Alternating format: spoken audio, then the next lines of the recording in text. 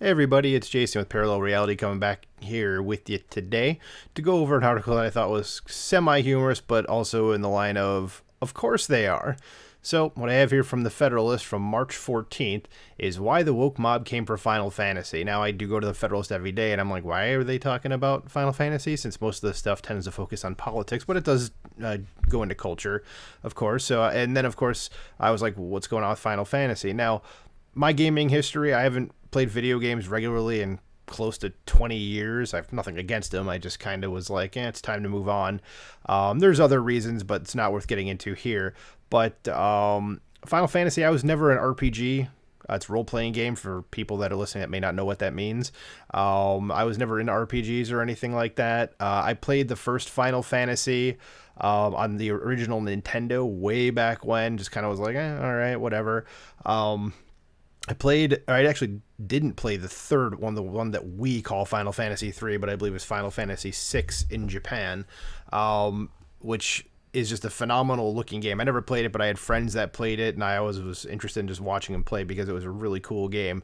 And I played a little bit of Final Fantasy 7 myself back on PlayStation about 25 years ago. So but I didn't get very far in it, and again, RPGs tend to not really hold my interest, and that's it, and that's kind of as far as I got with them. So, but again, it's curious to me to see an article that goes, why did the woke mob come for Final Fantasy? So let's find out, why did they? So it says, subheading says, when the Final Fantasy 16 trailer first dropped, race-obsessed losers noticed none of the characters had dark skin tones and promptly lost their minds. All right, of course they did, because that's just what they do these days. So the 16th game in the long-running Final Fantasy series is coming out soon, and man, does it look amazing. The trailer dropped back in December, and it featured incredible graphics, heart-racing action, and the killer soundtrack the almost 40-year-old franchise is known for. And as far as what I know about Final Fantasy stuff, which, as you've noticed by what I said, is not a lot, that seems like that's pretty much par for the course, what the author said up here about the game and how it looks.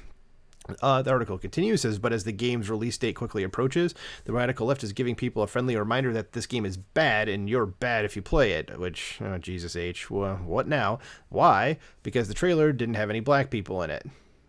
Okay. Back when the trailer first dropped, race-obsessed losers, and you are, if you were one of those people, noticed none of the characters had dark skin tones and promptly lost their minds. In an interview with several members of the game's development team, gaming outlet IGN asked, can we expect to see black characters in Final Fantasy 16 or people of color in general? Of course, it was IGN that asked that. As if a game needs black people to be good, it doesn't need anybody of any particular race to be good. So producer Naoki Yoshida responded that the game was mostly based on medieval European cultures and civilizations, and that they wanted to be true to the setting by making the characters look European. Okay, makes total sense. He concluded by saying that the team wanted the focus to be less on the outward appearance of the characters and more on who they are as people who are complex and diverse in their natures, backgrounds, beliefs, personalities, and motivations, people whose stories we can resonate with. It says here, so actual diversity, which is exactly what that is. That's real diversity, people. It says, but the left claim this was all just an excuse and that the game is evil and racist. And that's, Jesus Christ, guys. Again, do you not seem to understand what the definitions of the words are that you're using? That's not racism.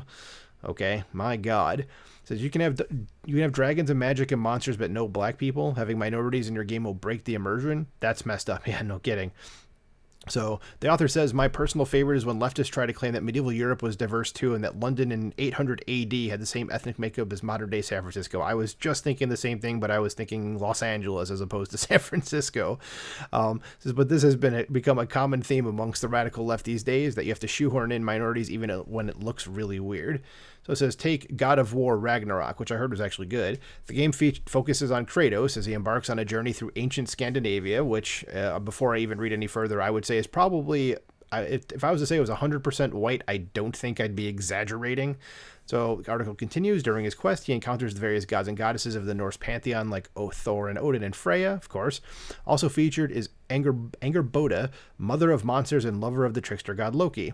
The game's developers decided this Norse character, from a culture about as far away from Africa as you can get, should be black. When fans reacted by saying this didn't make any sense and broke immersion, which is exactly what it's going to do, they were quickly shut down as racist, again, not racism, and told it's fantasy so they could do whatever they want. But that point about immersion is really important. In a game, immersion is the thing that keeps you sucked in and engaged. If a story starts to go in an unbelievable direction, the player is pulled out and ceases to enjoy it. And for narrative-based games like Final Fantasy and God of War, that immersion is the cornerstone, which is true. I mean, again, I wasn't a big RPG fan, but it's the same thing with getting immersed in any sort of game. If there's something that's based on a specific historical period of time, and there's something in there, it doesn't even matter if it's a person. I mean, if you're doing something like medieval England, let's just say 800 AD, since that's the year that's mentioned in the article, and somebody pulls out like a revolver, you're going to be like, what? That doesn't belong there.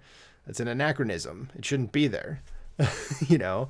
So you're trying to stay consistent with the storytelling, and instead these people go, oh no, you're just being a bigot. Okay, well, let's just say the next Final Fantasy game took place, it was based on, let's just say, Africa from the same period of time, 800 AD. Again, we'll keep using that.